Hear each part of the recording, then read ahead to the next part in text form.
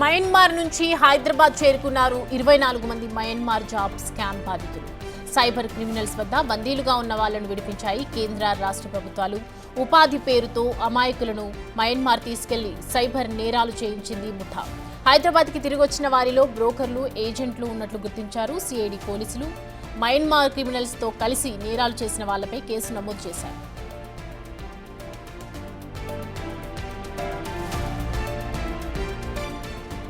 Cyber క్రైమ్లకు పాల్పడ్డ 8 మందిని arrest చేశారు. హైదరాబాద్కు చెందిన 5 యువకులతో పాటు కరీంనగర్కు చెందిన 3పై కేసులు కూడా నమోదు చేశారు. మొత్తంగా 8 మందిని అరెస్ట్ చేసి నోటీసులు ఇచ్చారు సిఐడి పోలీసులు. తెలంగాణ, ఏపీలోని వాళ్లకు ఫోన్ చేసి డబ్బులు కాజేసినట్లు గుర్తించారు.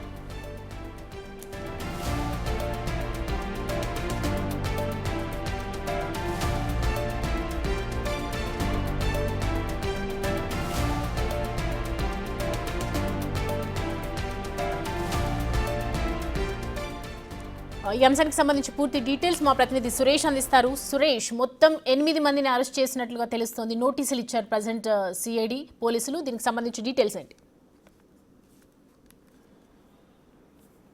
విదేశాల్లో ఉద్యోగాల పేరుతో భారతదేశంలోని యువతని ముందు థాయిలాండ్ తీసుకెళ్లి ఆ తర్వాత అక్కడ నుంచి మయన్మార్ తీసుకెళ్లి సైబర్ నేరాలకు పాల్పడే ముఠాకు అమ్మినట్టు గుర్తించారు పోలీసులు. అయితే వీరికి సంబంధించిన జాడని భారతదేశానికి సంబంధించి కొంతమంది వెలుగులోకి తీయడంతో ప్రభుత్వం, కేంద్ర రాష్ట్ర ప్రభుత్వాలు కోఆర్డినేట్ చేసి మొత్తం 540 మందిని ఇండియాకి రప్పించడం జరిగింది. అందులో కొంతమంది ఏజెంట్లు ఉన్నారు, బ్రోకర్లు కూడా ఉన్నట్టు సిఐడి పోలీసులు గుర్తించారు. ముఖ్యంగా తెలంగాణకు చెందిన 24 మంది యువకులను ఉద్యోగుల పేరుతో థాయిలాండ్ తీసుకెళ్లారు. తర్వాత అక్కడికి మయన్మార్ తీసుకెళ్లి వారి పాస్పోర్ట్లో లాక్కొని వారిని సైబర్ నేరాలకు పాల్పడే విధంగా ఒక రూమ్లో బంధించి సైబర్ నేరాలు చేసే విధంగా ప్రోత్సహించారని చెప్పేసి కూడా వాళ్ళు విచారణలో వెల్లడించడం జరిగింది.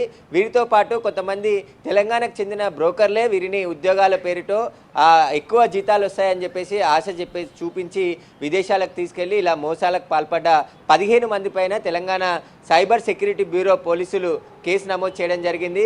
సైబర్ సెక్యూరిటీ బ్యూరో పోలీసులే నిన్న 8 మందిని అరెస్ట్ చేశారు. మిగతా పరారీలో ఉన్న వారి కోసం గాలిస్తున్నారు. కొంతమంది అబ్రాడ్లో ఉన్నట్టుగా గుర్తించడం జరిగింది. వారిని కూడా ఇండియాకి వచ్చిన తర్వాత అరెస్ట్ చేస్తామని చెప్పేసి కూడా సైబర్ సెక్యూరిటీ బ్యూరో పోలీసులు చెప్తున్నారు. కానీ విదేశాల్లో ఉద్యోగాలు ఇప్పిస్తామనే ఏజెంట్లు కానీ బ్రోకర్లు కానీ గుడ్డిగా నమ్మొద్దు. ఎవరైనా ఇలా విదేశాల్లో ఉద్యోగాలు అని చెప్తే ఖచ్చితంగా వారిని మొత్తం కనుక్కున్న తర్వాత అక్కడికి వెళ్ళాలి తప్ప ఇలా ఎవరో ఉద్యోగం ఇప్పిస్తామని చెప్పేసి ఆశ చూపించడంతో అక్కడికి వెళ్ళి బందీలుగా మారిన మొత్తం 24 మంది, తెలంగాణకు చెందిన 24 మంది కూడా 11వ తేదీన హైదరాబాద్కి చేరుకోవడం జరిగింది. ఇందులో మొత్తం తెలంగాణ వివిధ జిల్లాలకు సంబంధించిన యువకులు ఉన్నారు. అయితే వీరిని హైదరాబాద్లో కన్సల్టెన్సీ ఏర్పాటు చేసి ఇక్కడ మీకు థాయిలాండ్లో ఉద్యోగం ఇప్పిస్తామని చెప్పేసి కూడా కొంతమంది బ్రోకర్లు తీసుకెళ్ళినట్టు కూడా సైబర్ సెక్యూరిటీ బ్యూరో పోలీసులు గుర్తించడం జరిగింది. వారినే పోలీసులు అరెస్ట్ చేశారు. అయితే మొత్తం 15 మందిపై సైబర్ సెక్యూరిటీ బ్యూరో పోలీసులు కేసు నమోదు చేయడం జరిగింది. అందులో 8 మందిని అరెస్ట్ చేశారు. 8 మంది కూడా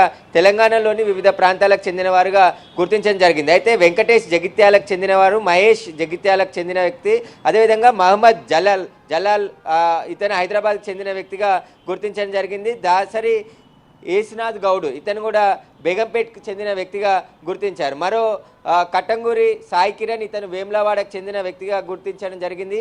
బషీర్ అహ్మద్ ఇతను కూడా బహదూర్పుర హైదరాబాద్కు చెందిన వ్యక్తిగా గుర్తించారు. ఇక అభిషేక్ నాగోల్ బండ్లగూడకు చెందిన వ్యక్తిగా గుర్తించడం జరిగింది. ఇంకా వసంత్ కుమార్, వీరు 8 మంది కూడా బ్రోకర్లుగా ఈ మొత్తం యువకులను 24 మంది యువకులను కూడా తీసుకెళ్లినట్టుగా గుర్తించడం జరిగింది. వారితో పాటే వీరు అక్కడ మయన్మార్లో ఉండి సైబర్ నేరాలకి పాల్పడ్డట్టుగా సైబర్ సెక్యూరిటీ బ్యూరో పోలీసులు గుర్తించడం జరిగింది. మొత్తం 540 మందిని భారతదేశంలో వివిధ రాష్ట్రాలకు చెందిన యువకులు, యువతులు అందరినీ కూడా విముక్తి కల్పించి హైదరాబాద్ ఇటు భారతదేశాన్ని తిరిగి తీసుకొని రావడం జరిగింది. అందులోనే ఈ బ్రోకర్లని సైబర్ సెక్యూరిటీ బ్యూరో పోలీసులు గుర్తించడం జరిగింది. అయితే వీరిని ఒక రూమ్లో బంధించి మొదటగా సైబర్ నేరాలకు ఎలా పాడాలని చెప్పేసి శిక్షణ ఇచ్చేసి వాటికి సంబంధించి క్రిప్టో కరెన్సీని ఏ విధంగా మళ్ళీ ట్రాన్స్ఫర్ చేయాలి, వీటన్నిటికి సంబంధించిన శిక్షణ ఇచ్చిన తర్వాత గత కొన్ని నెలలుగా వీరితో సైబర్ నేరాలకు పాల్పడిచ్చినట్టు దర్యాప్తులో వెల్లడైంది. వీరికి సంబంధించి ముఖ్యంగా చైనా లింక్తో దీనికి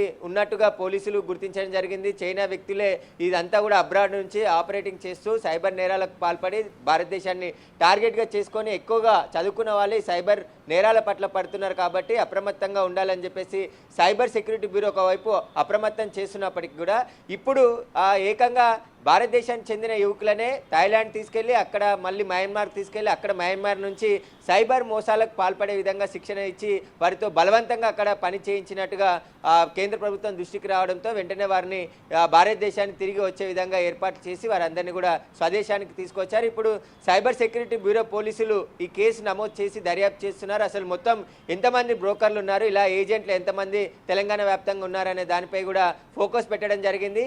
ఎవరికైనా ఇలాంటి ఉద్యోగాల పేరుతో విదేశాలకు పంపిస్తున్నామని చెప్తే ఖచ్చితంగా అనుమానం ఉంటే 1930కి ఫిర్యాదు చేస్తే వారిపై కఠిన చర్యలు తీసుకుంటామని చెప్పేసి కూడా సైబర్ సెక్యూరిటీ బ్యూరో పోలీసులు చెప్తున్నారు. ఇప్పుడు ఎవరైతే ఇంకా పరారీలో ఉన్నారో వారి కోసం కూడా గాలిస్తున్నామని చెప్పేసి కూడా సైబర్ సెక్యూరిటీ బ్యూరో పోలీసులు చెప్తున్నారు.